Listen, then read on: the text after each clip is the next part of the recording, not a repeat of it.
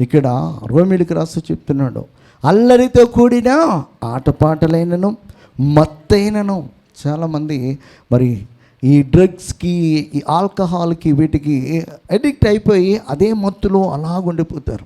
దేనికి వాక్యం చాలా స్పష్టంగా చెప్తుంది, మత్తైనను, అల్లరితో కూడిన ఆటపాటలు.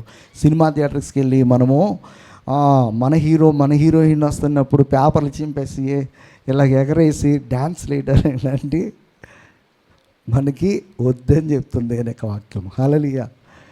చిన్నప్పుడు మేము కూడా చేసినటువంటి వాళ్ళ వాటి కోసము తుప్పలంతా తిరిగి ఆ పూలు ఉంటాయి కదా, ఎర్ర పూలు, అవి తెచ్చుకొని పేపర్లు కట్ చేసి వేసి హీరో టైటిల్ పడతాం మొదలు. దేవుని స్తోత్రం. హల్లెలూయా.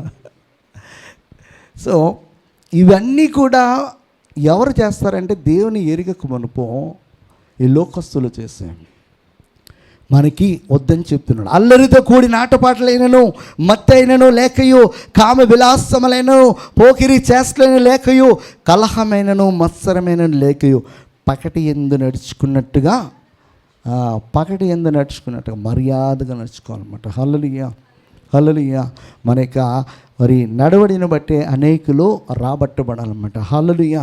అటువంటి నడవడి కలిగిన వారమై మెట్టుకు ప్రభు అయిన యేసుక్రీస్తుని ధరించుకున్న వారై.